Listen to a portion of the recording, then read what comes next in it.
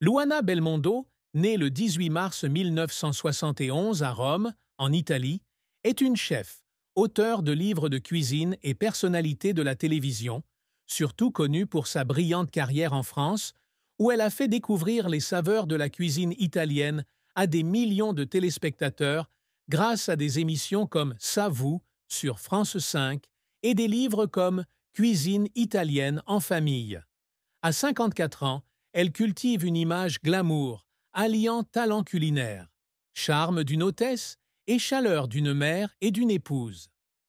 Belle petite fille du légendaire Jean-Paul Belmondo, Luana a grandi dans une famille de la classe moyenne romaine, où son amour pour la cuisine et la culture italienne a été nourri dès son plus jeune âge. Cependant, derrière le glamour de la scène et de la cuisine, se cache une personne aux prises avec de profondes tristesses, des défis personnels et des secrets qu'elle garde précieusement. Sa plus grande tristesse, sa carrière pleine de hauts et de bas, ses fins tristes, son amour et son mariage, ses secrets cachés, ses aspirations, les maux de sa famille et sa triste fin, tout cela crée la riche histoire d'une femme qui était non seulement une chef, mais aussi un être humain. La plus grande tristesse de la vie de Luana Belmondo fut la perte de son père, Giovanni, décédé à l'âge de 20 ans.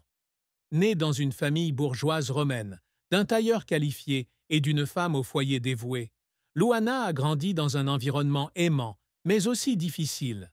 Son père, Giovanni, a eu une profonde influence sur sa vie, non seulement par son amour, mais aussi par sa passion pour la cuisine. Il emmenait souvent Luana en cuisine, lui apprenant à faire des pâtes fraîches et lui racontant des histoires de son Italie natale. Cependant, en 1991, Giovanni est décédé d'une crise cardiaque soudaine, laissant Luana dans un chagrin inconsolable. Elle avait un jour confié que son père était son confident, celui qui avait toujours cru en ses capacités, et sa disparition lui a laissé le sentiment d'avoir perdu une partie de son âme. Il y avait de longues nuits où Luana restait assise dans sa petite cuisine à Rome, contemplant la vieille planche à découper utilisée par son père et pleurant, comme si son monde s'était écroulé. Cette tristesse devint encore plus profonde lorsque Luana réalisa qu'elle ne pourrait pas partager ses succès ultérieurs avec son père. Lorsqu'elle débuta sa carrière en France, chaque fois qu'elle se tenait en cuisine ou qu'elle apparaissait à la télévision, elle pensait à son père et se demandait s'il serait fier de sa fille qui faisait connaître la cuisine italienne au monde. Cette perte était non seulement une douleur personnelle, mais aussi un sentiment de culpabilité de ne pas avoir passé plus de temps avec lui dans ces dernières années, alors qu'elle était occupée par ses études et ses rêves de jeunesse. Elle raconta un jour qu'il y avait eu des moments où, debout sur la tombe de son père à Rome, un bouquet d'œillets à la main, sa fleur préférée, elle fondait en larmes, estimant ne pas avoir dit assez de mots d'amour quand elle aurait pu.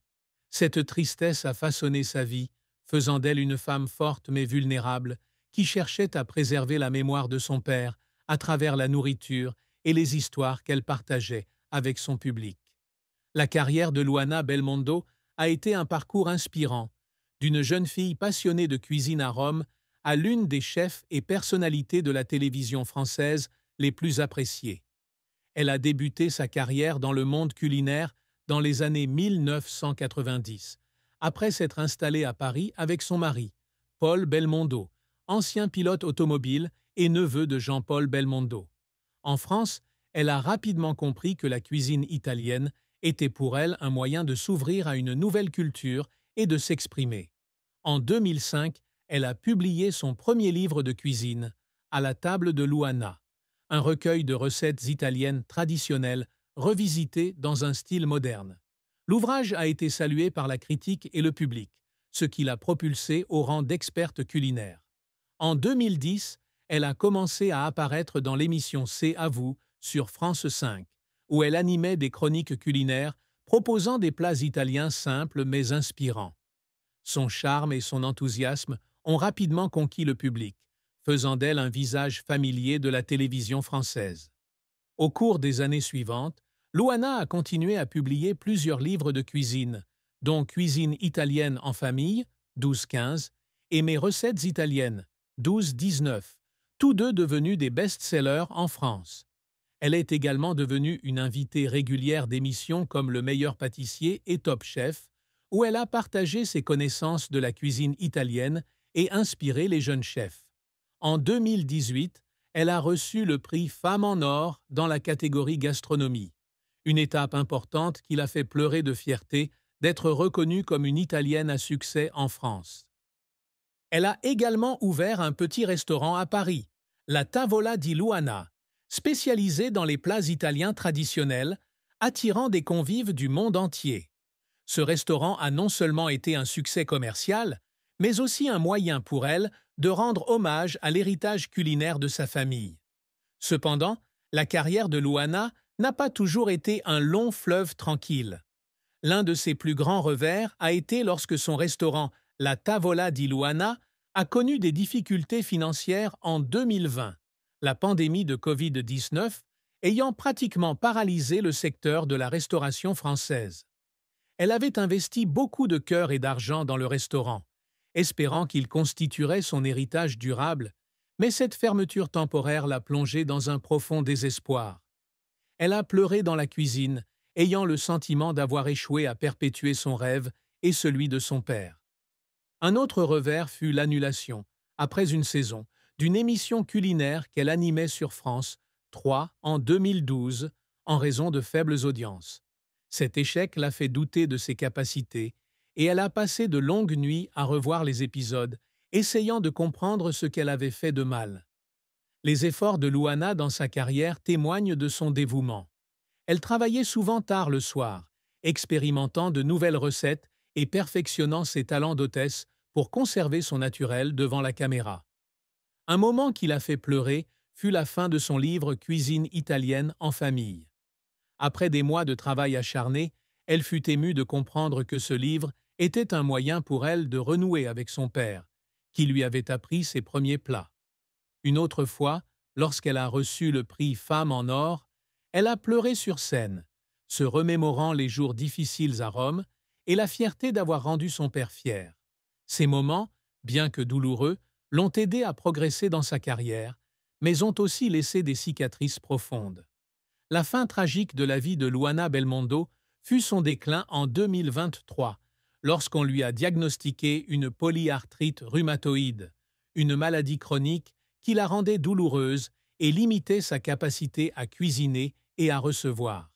Étant une femme qui se targue d'être active et de travailler sans relâche, l'impossibilité de rester debout en cuisine pendant des heures ou d'apparaître régulièrement à la télévision l'a plongée dans un état dépressif.